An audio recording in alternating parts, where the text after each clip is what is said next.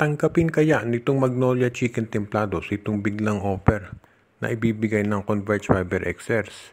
Alam natin na itong Converge, meron ng first round pick at gagamitin nila yan para makuha ito si Justin Baltasar. Pero ngayon ang Converge ay gustong kumuha ng isa pang first round pick para madagdag dito sa kanila. At ang tinitignan nila ay kunin yung pick nitong Magnolia Chicken Templados na pang number 9. So, ang tanong dito, sino pwedeng i-offer nitong Magnolia para ito ay matuloy yung deal? Mukhang ganito ang tinitignan nila ngayon. Mukhang itong Converge ay hihilingin itong si Gio Halalon at yung first round pick ng Magnolia kapalit nitong si Shoni Winston. So, ang tanong dito ngayon, kung papayag ang Magnolia dyan. Nakikita naman natin na itong Magnolia ay naghahanap ng player na pwedeng ipalit na dito kay Gio Halalon. Pero ang tanong dito, kung Shoni Winston for Gio Halalon, papayag sigurado Magnolia. Pero kung isasama yung first round pick nila, baka mapaisip yan. Pero siyempre, kailangan din tignan ng Magnolia, meron ba silang makukuha dito sa draft na kasing taas ng potential ni Shoni Winston.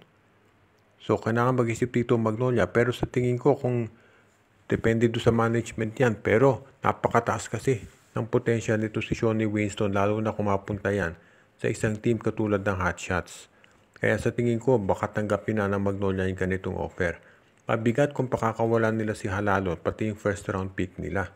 Pero kung si Shoni Winston naman ang kapalit, medyo magiging okay na rin yan. Ito'y pag-iisipang mabuti ng Magnolia syempre, pero sa tingin ko doon sa mga offers na darating para kay Gio Halalon, isa na ito siguro doon sa pinakamaganda at masasabi natin na talagang balanse. Sa ngayon, alam na natin lahat na itong si Coach Frankie Lima hindi nababalik niya sa NLEX. Ang tanong na lamang ay kung sino i-appoint nilang head coach. Namimili daw yung Road Warriors dito kay Assistant Coach Jong Wichico at kay Norman Black na consultant ngayon sa San Beda.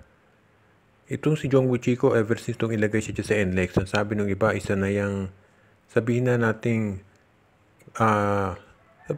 dito para kay Coach Frankie Lim na senyales na siya ay papalitan. Kaya nilagay dyan si Jong dahil ibig sabihin parang bilang na talaga yung araw ni Coach Frankie Lim. Pero hindi pa rin naman guarantee na si Jong Wichico papalit dahil posible na itong si Norman Black ang ilagay nila. Hindi pa natin natitiyak kung anong mangyayari, pero mukhang maliwanag dito na itong NLEX Road Warriors ay gustong magkaroon ng revamp dyan.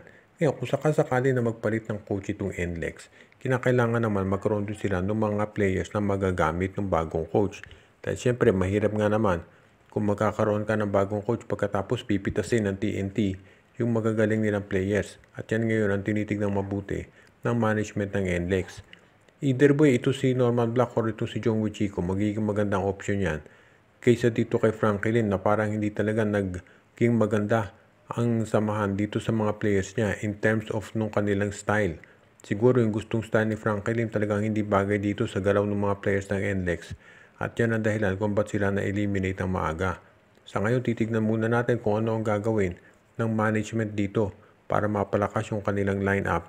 At syempre, kailangan bigyan din nila ng panahon itong kanilang coach para naman magkaroon siya ng mas magandang tsansa na lumaban at maging competitive. Nakita na natin naka-finals ng Meralco ngayong Philippine Cup at ang TNT expected na powerhouse yan.